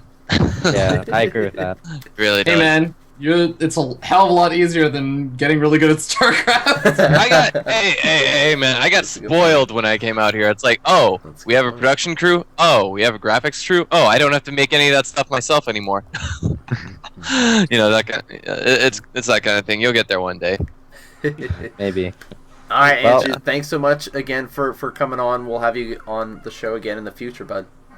And good Thank luck you. in the 32 Boys stuff. Yeah, next time. Reccarino parting man, wreck him. Mm-hmm. I'll do it. He doesn't know about your CV pulls. Oh, he's gone.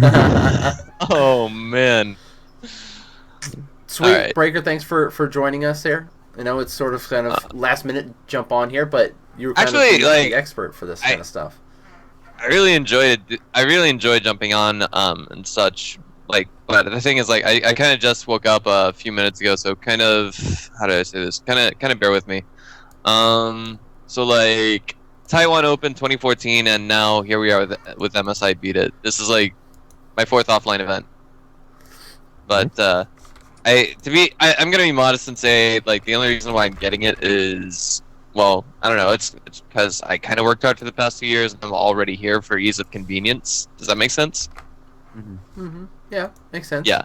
It's like, okay, this guy's here. Sure, we don't need to pay for a plane ticket. Okay, yeah, we can kill 2 birds with 1 stone that way. What was it? The players that are here. I don't know. I really like this one. It's just that, you know, we have to get the elephant. We have to address the elephant in the room, right? And what is that elephant? Flash. No. When does it take place, bro? Around the time of WCS. Oh yeah. Right. Okay. What the hell? It's What taking the place hell? this weekend. It with sucks. around the It 16. Yeah. Right. And I mean, like, there's some things that, you know, you could probably book a month in advance out here, but how do I say this? I've been to the venue before. Like, I think this is even bigger than the place that, how do I say this, Taiwan Open took place at about a month ago. Taiwan Open, yeah, the venue was big, but it was flat at the same time. This is one of those tall, kind of highish rise buildings. In fact, the locale where it's going to be held is actually right across the street from a place called Taipei 101. If you just go to Google Images and search Taipei 101, you're going to see this massive building that's like, how to say this? It's surrounded by a bunch of buildings that look like feet on the ground, and that's it. It's hard to describe, but it'll really stand out in the picture. At any rate, like, this is definitely the model kind of tournament that I've always wanted to see in Taiwan. That is like not that's like, how do I say this? Not an IEM event. because I think there was like an IEM Taipei in 2010 or something like that. That wouldn't surprise there? me if there was an IAM event out there. But yeah, it has been very rare for events like this to be taking place. Mm. So, do you think that it's going to start happening more often then? It's something that I wouldn't mind advocating. Like, the thing is, how do I say this? I feel like, okay, TESL is in charge of production for this event, but I mean, like, I really feel like there's more bang for the buck out here. Like, I feel like the Taiwan scene has always had just as much potential to go big, to go global as the Korean. Well, I wouldn't say more potential to go big and go global than the Korean scene. It's just that the biggest problem that's working against it is, one, the government here, and two, geography, location compared to the rest of the world. The big advantage is that living here is actually cheaper than Korea. So, I mean, like, the thing is, okay, how do I put this? When Sase came here, what he was doing was he was using what do you call that? I'm trying to think. A visitor visa, which means he can get like a living stipend, but he can't really, work full time as a pro gamer here. Make sense? Yeah. On paper, yeah. Like, I guess it's like getting a visitor visa to the U.S. from China. Like the same trouble that Jim and Max said kind of had, except theirs was, God, I would hate to think of what they were going through. But I mean, Sase, like, what was he doing out here besides, for that year and a half or so since he had joined Gamma Bears at the end of 2012? He went really dark. He was just like, I just kind of assumed that he was like in magical, like, Team House practice land. Yeah. He came back and he was pretty good. Yeah. I mean, like, here's the funny thing. Like, I remember some days he told me he didn't practice at all back when he was here, and he was able to get so far ahead that he left Manor Nexuses on his opponents here in Taiwan. And these guys are like Grandmasters top 100 that he was playing against, and he was able to beat them with no practice, it seemed. Weird. But That's crazy. I mean, like, if you guys want to get into what's going on right now, I mean, with the MSI Beat It, I think it's going to be pretty big. Like, I haven't been inside the live event yet, or where it's going to be, but I'm looking forward to it. It's that, Owen, like, this is going to be crazy. Okay. My dad's coming here tomorrow night, and I'm picking him up at the airport, so he's going to get to see the entire thing. That's going to be That's awesome. awesome. Yeah, I mean, like... I have a question, though, like, about the events, because again, we briefly mentioned at the beginning, it's going to be overlapping with, like, round of 16 BlizzCon stuff, right? Like, that's something that a lot of people are going to want to watch instead of this. So that kind of makes me wonder, like, I agree, like, I think that there's a huge scene, like, both in China and Taiwan for, like, audience and everything else, and, like, ways to monetize and, like, etc. Do you think that, like, those regions are going to prefer to watch BlizzCon versus this, or, like, are they going to prefer to watch the MSI Beat It tournament over BlizzCon because it has, like, people that I'm sure, like, the people in that area are, like, more familiar with? Well, here's the interesting thing. I mean, like, just as we were addressing, like, okay, like, since you're addressing the scheduling conflict between this event and BlizzCon, there's actually another event that we addressed the scheduling conflict before I actually jumped into this call, and it's the NEST, right? And there's like another one in China, right? Isn't there another one that no, it's not G League. That one, okay, G League is that's basically almost over. But I mean, the NEST is going on in that weekend. Ian doesn't want to go there, so he takes Shigua's spot here at MSI Beat It. It's like, okay, well, if I make it to the round of 8, I get, like, what, $1,000, and I don't have to fly to Beijing. That's what he's thinking about. And I think Edison at IG is thinking, all right, well, let's just take these guys to Beijing. It'll be cheaper than flying them out to Taipei and a lot less trouble. So things like that. But Cloudy, to be honest, before I saw him in the brackets, I had no clue who the guy was. Like, I really didn't. But then I asked Edison about him, and he said, "Well, this guy's I guess he's on IG, and he's one of the practice partners or something like that. He might be B team. Makes sense." Yeah. I was like the Wikipedia saying how he's the academy team essentially. So yeah, like B teamer, I guess, to practicing with him. Yeah, I mean, like, it's PvP. Well, I mean, PvP is kind of a pot shot.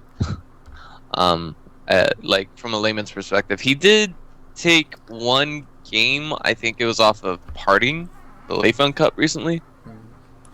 So I mean, that's pretty okay, right? That's solid. Yeah. You know, if you're taking games off of players like Parting, can't knock them. Definitely. So, but I mean, the thing is, to answer FearDragon's question more directly, I mean, like, how can I forget about this? It's like, God, I need coffee before I get on talk shows.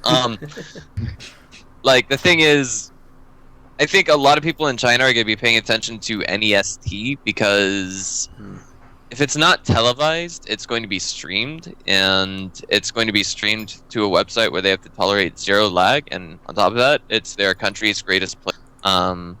Maybe playing against 1 or 2. I don't know. I didn't get a look at the brackets for NEST, but might be a couple of Koreans in there. They typically invite some to events like these. Not for this one. Really? It's got Ian and Slam as the 2 Taiwanese player, and then the rest are the Chinese players. No Koreans for this one. Gotcha. Wow. I'm a bit surprised they didn't do that, or they didn't at least invite a couple of Koreans. Right. Or maybe they did, and nobody was able to go, and everything else that was going on, they just couldn't make it work. Right.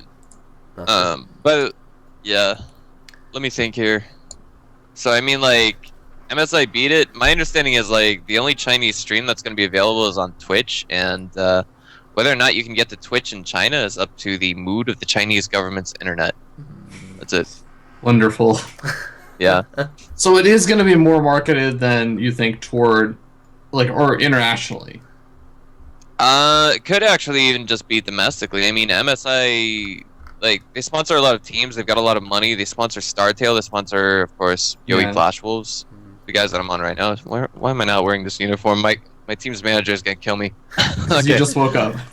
Yeah. Let me think here. They sponsor, like, who else does MSI sponsor? I think they sponsor IVD as well, right? I think they still do. Yeah. That's what I mean. I don't know. We've got 2 people that are kind of associated with IVD, right? They 2 people sliding on that. But yeah, like, I mean, sponsorship aside, though, like, it sounds like if a lot of other people are going to be watching the other Chinese event, inside of, I guess, like, China, I guess maybe, like, in Taiwan, there would be maybe viewership. Are you saying Taiwan would be, like, the main viewership then for MSI? Because, like, again, I feel like internationally, BlizzCon is gonna, like, be the main focus for a lot of people. So I'm trying to figure out, like, who is this gonna be marketed to? Like, it could very well, like, okay, how do I say this? It could just very well be for the Taiwanese market. I mean, like, honestly, we're not gonna see Sen make it to this year's WCS 4th prize, you know, like he did in 2012. And that's not going to make anyone in Taiwan go, you know, just absolutely crazy over him. So, I mean, like, some people are going to just, how do I say this, neglect BlizzCon completely from here in Taiwan. And they're going to pay attention to this tournament, definitely. But there's also one other thing I failed to mention about this. We all know that Dota is going to be getting in on this game, or Dota is going to be a part of this tournament as well. Right? 8 Dota teams are going. Oh, cool. All right. I didn't even look to see what teams were going to be attending this one. Right. Well, no. 8 Dota 2 teams, bro. Like, right. The game. That's okay. Yeah, I wasn't sure what teams were actually attending. Right. For Dota 2. I haven't really been following much of Dota 2 lately at all. Right. Me neither, but I'm thinking of diving into it, just dappling a bit. But, like, as strange as it may sound, the grand finals of the International having 2 teams that are Chinese, well, here in Taiwan, like, Dota 2 is just, it doesn't work. It's like, trying to market that is like trying to market pork in Pakistan.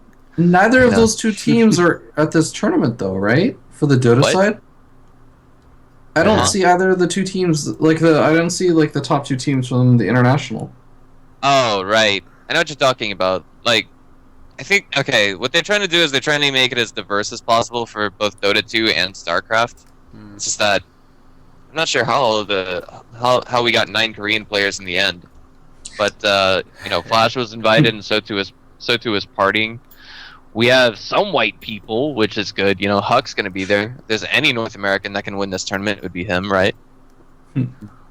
And I mean, like that's a part of the marketing scale for it. Like, how do I put this?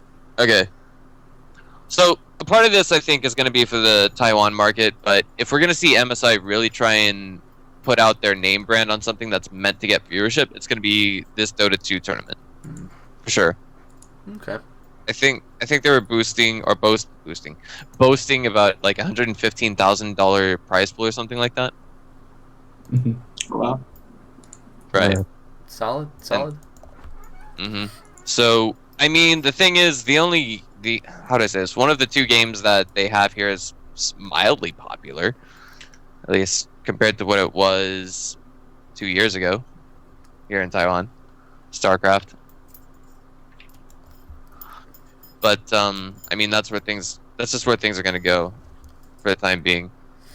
I think they. Thank you, Techno. I know I say like too much.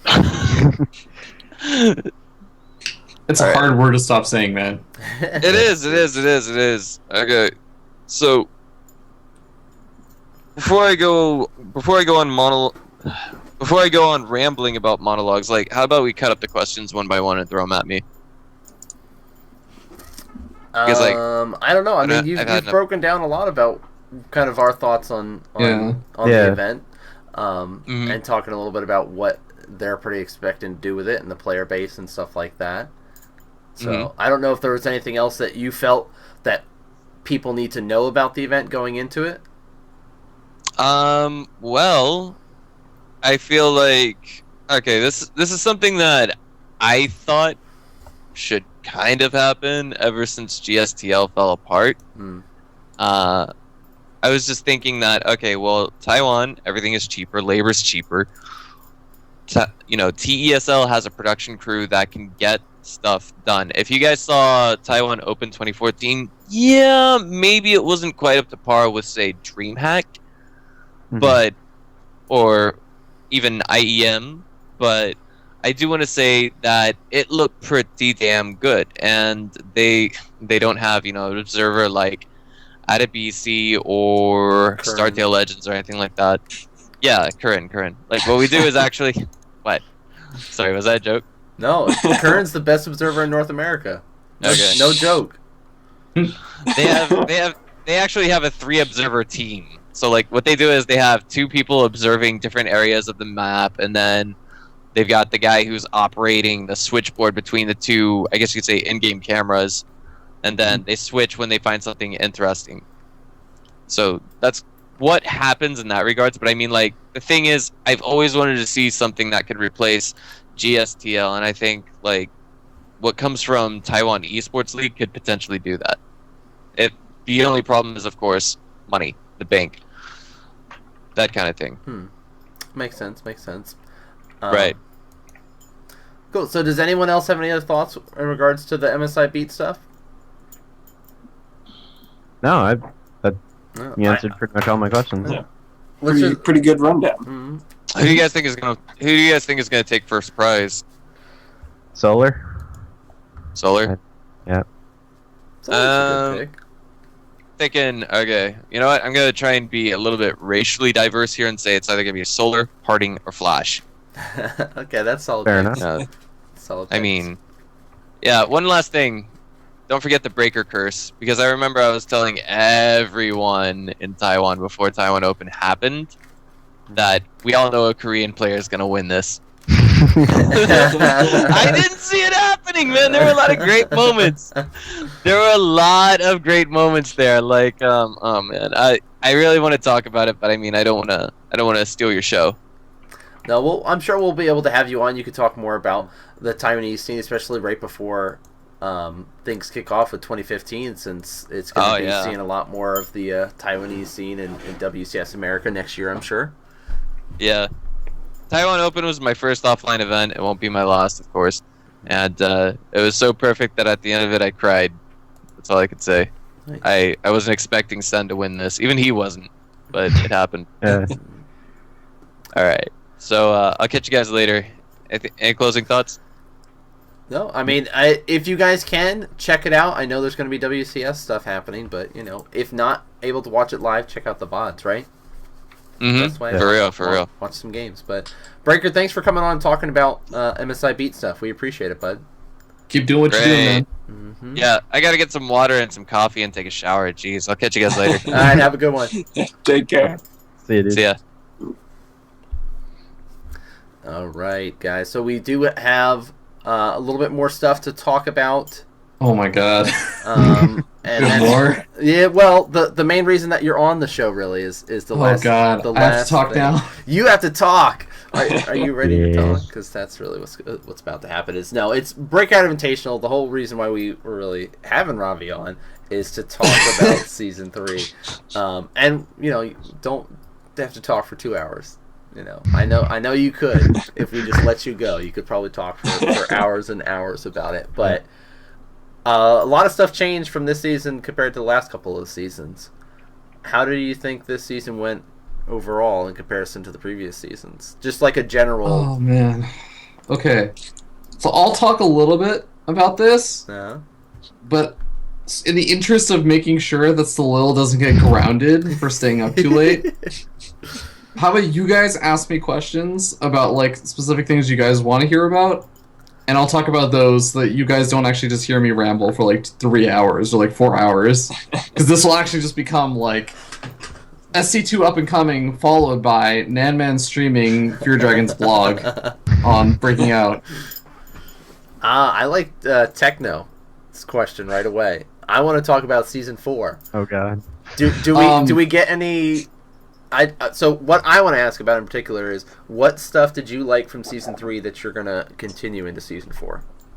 So a really obvious answer is commentators. Like, I got really freaking lucky with the commentators this season. I got In Control on, I got Day 9 on, I got Zombie Grub on, I got to cast with Tempo still. So Tempo is actually the only one that's actually commentated every single season, so that went really well. And of course, I got to give a huge shout out to Base Trade TV, because in a lot of ways, I think they really made the viewership what it was, like the growth that we saw this season from, like, I think Season 1, it was really, really weird. It was like Day 1 average, or like peaked out at like 700 viewers, and then Day 2 was like 500, and Day 3 was like 300 because of like overlapping events. And so all there was like kind of WCS or something. Yeah, and then like the second season, it was like steady 500 to 600 each day.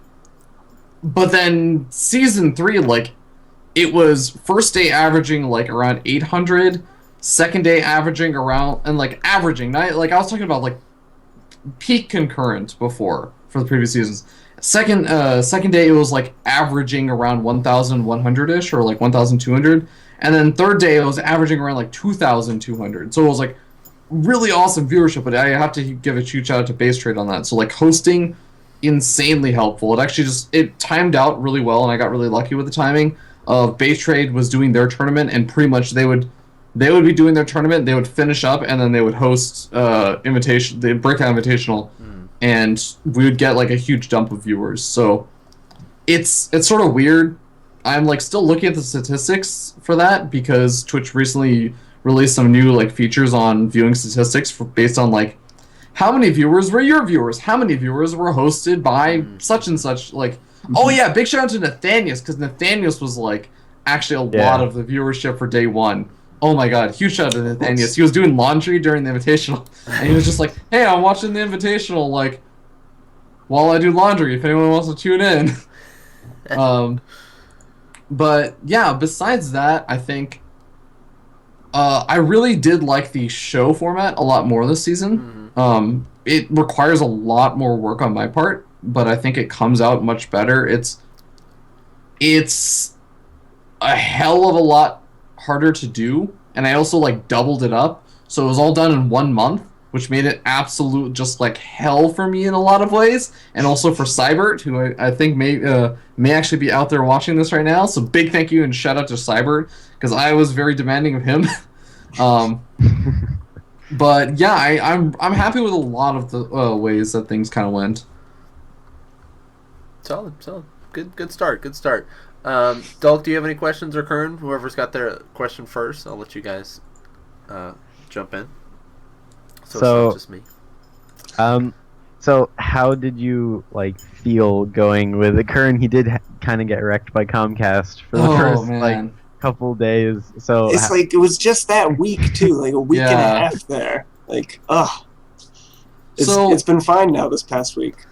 Yeah, Kern and Kern already knows. We'd actually talked about we'd planned about for that situation beforehand. That's why I had stuff set up. I wasn't I obviously cannot do the same amazing production things that Kern can do, but I had stuff set up as a backup in case things kind of went down. And for me, it was sort of just I wish that Kern could have kept doing it. But it's pretty much for me. If it happens once during the tournament, there's a chance that it could happen again. So I just wanted to take over at that point. I think the last day, it was 45 seconds away from just being perfect. Right. And it would have been at the very end of the last game, your internet cut out 45 seconds before the end of the very final game of the we finals. technically finished that game before my internet died, but we did. Delay.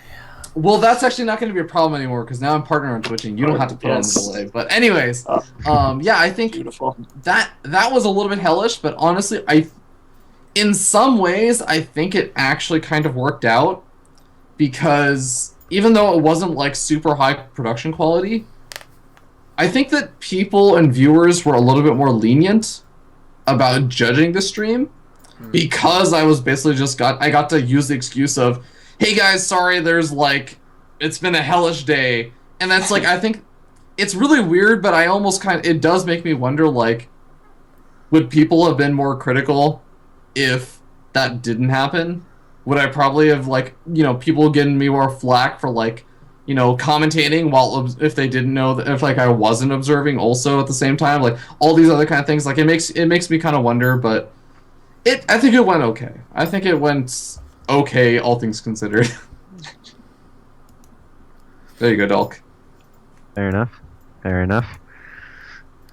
Good stuff. Kern, do you have any questions? I can't really think of one right now, I guess. I want to say, thank you, and so incredibly sorry for the ISP issues I had. That's fine. Those days. Still love you. Much love right back. Yeah. But I guess as an easy kind of fluff question, what was it like to get to work with one of your heroes day 9? Okay, well, Sean, you were there for pretty much the entire final days. You can testify. There's a lot of shit. By the way, shout out to Base Trade TV because they're in the chat right now. But there's a lot of shit that gets flung around big name people and personalities. Especially, I think Day 9 probably gets a lot of people always say oh, well, nobody can hate Day 9, but Day 9 gets so much shit for oh my god, he's such a fake person. Okay, there is no way in hell he is at all.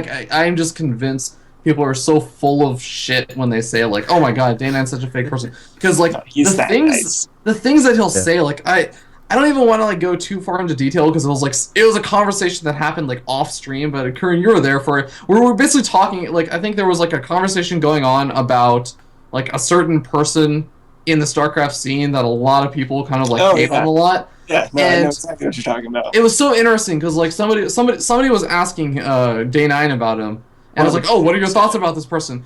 And he was just I don't have any thoughts about them, because if I don't like somebody, then I just don't care about them. I don't try and put them down. And it's he's all the kinds of things that you just imagine he actually he would do, or the kind of sense that you get from the daily and everything. He's actually just like that in private quarters. I even got to do a precast prep with him, and he was amazing about that. I'm not paying him at all or anything. He's he just asked me, hey, would you have some time to talk about how everything will go, and we can talk about casting, etc. before the actual event. I'm like, yes, actually, if you're willing to put in time for that, like, of course.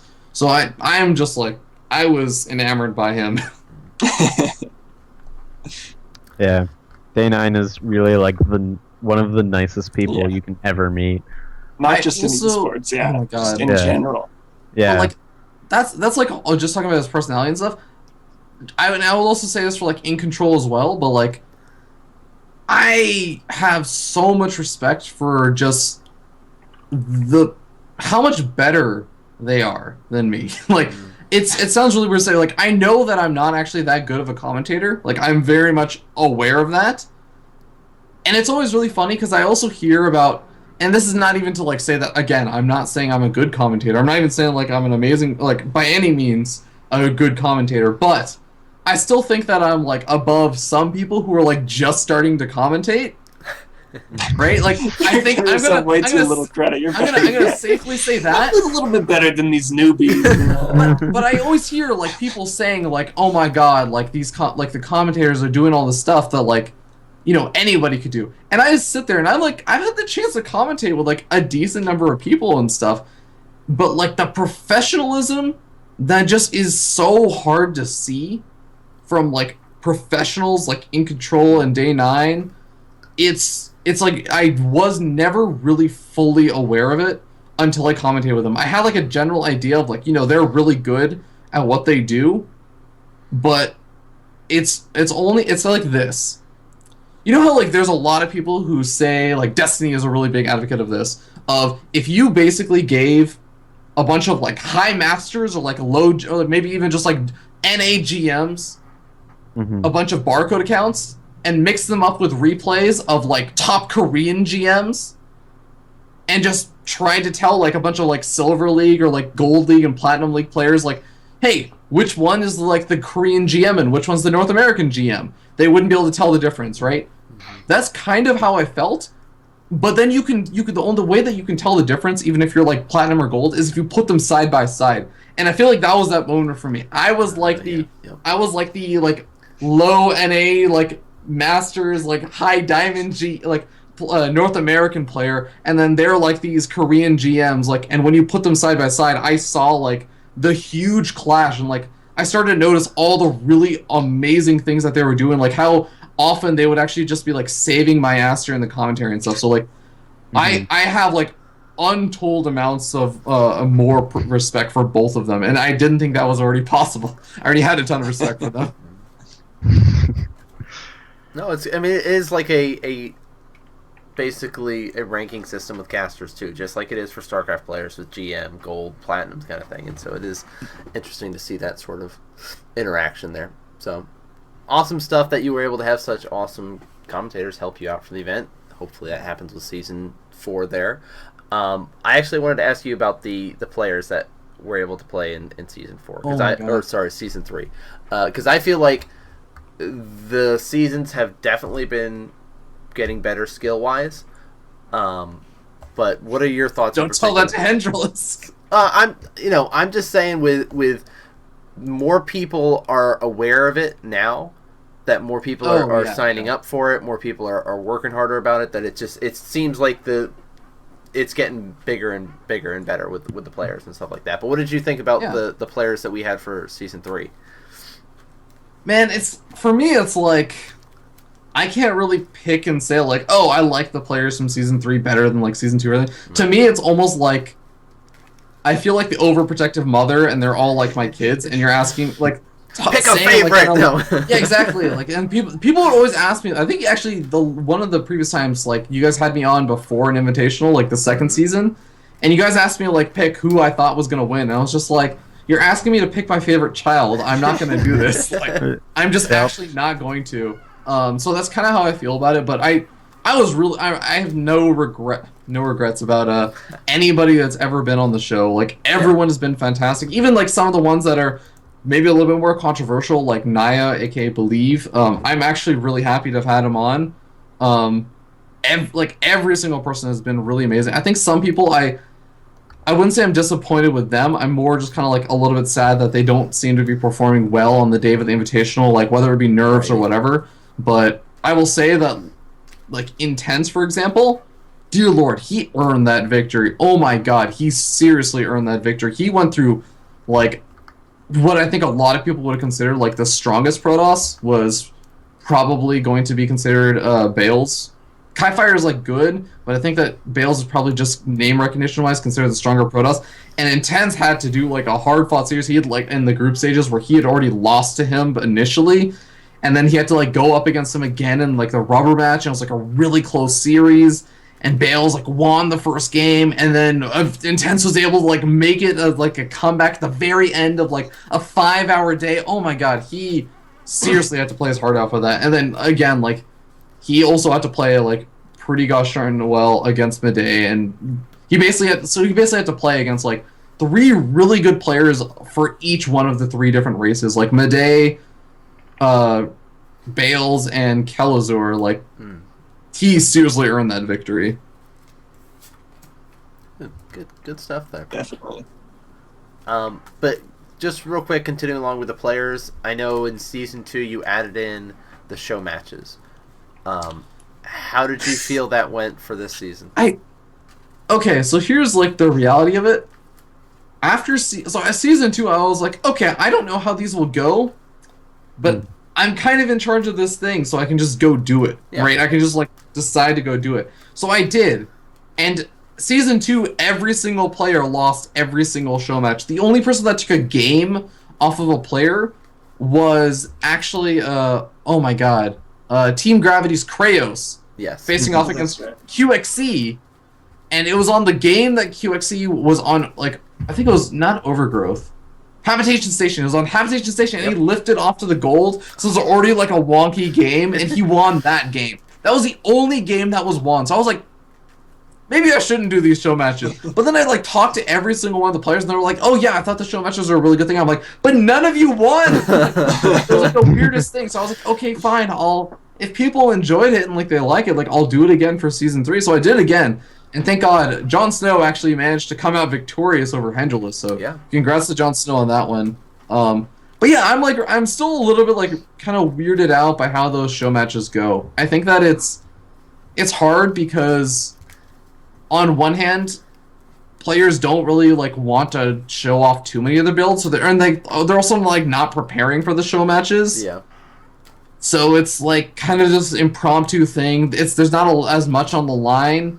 But this season, I will say, like, if for nothing else, I got to basically play matchmaking with all the players for, like, the matches that they didn't get to play. Like, Kelazor, we got to see his TVP. We wouldn't have seen his TVP versus Puck, which is honestly actually probably one of my favorite series from the entire tournament. Like, that, the game on King Sejong Station was, like, the coolest game of TVP I've seen in a really long time. I highly actually recommend anyone go check those out in the VODs that I still haven't uploaded to YouTube yet. But like, I'm happy that the show matches happen. I'm still a little bit perplexed on, like, why people keep saying, like, keep doing the show matches, like the players specifically. But I don't know. Season 2 alone, just because we got to see the hero Spore Crawler. I forget in what match it was. Oh my God. Totally worth it to do him. Yeah. Spore Crawler moving around the map with, like, 4 kills. That was so silly. It was like Spore Crawler just, like, burrowing around the map. Killing overlords, moving to the next one. Yeah. Ridiculous. I think, though, that, like, they want to have the show matches because if, like, you only get better by playing better people, right? Yeah. So yeah. if you do get those experiences where you get to play much better people, and then it also helps get your name out, like, more people know who you are, then you have more chances to play better people, and then you get better, right? So that might be one of the reasons they've been wanting to keep them. Plus, and I know you've been real nice about being like, what matchup do you want to do for the show match? I know you don't want to show the match you're about to play. So the main thing that actually ends up factoring in for, because I don't really, like, publicize, like, what they wanted or, like, how they communicated it. But usually players are just like, I don't want to play the same matchup that I'm going to play in the semifinals. Because it's like, it makes sense, right? Because they don't want to, like, reveal the builds. But even then, it ended up being, like, I think Intense ended up playing a TVT versus QXC, and then he played a TVT versus Kelzer. Luckily, it didn't factor in, but yeah. You were saying, Dolk? Oh, no, I was just going to say that it was because he only played the TVT in the finals, so that might have been why. Yeah. Yeah. I don't know, I just want to make one more comment with the show matches in particular. I think it's going to be much more relevant too for next year, especially with a lot of the people that you face in the show matches are like those Premier League players that we have in WCS NA. I hope so. Well, God. I mean, like you look, see Hendless.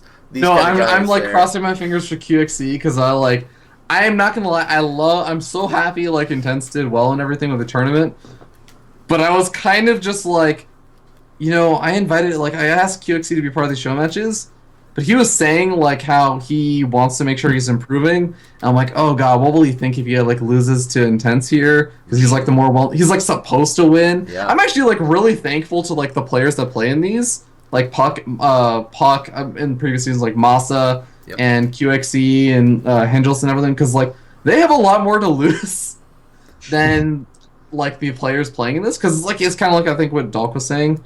It's like they just get the opportunity to play, and it's like, hey, awesome, I get to play against pros. Hey, if I don't win, that's like it's not the end of the world. For them, it's kind of like, oh wow, I just kind of like lost to this like up and comer, and I'm like this established NA pro. That kind of sucks. Like, sorry, this is like a total tangent. I just really want QXE to like do well and not retire really badly. Mm-hmm.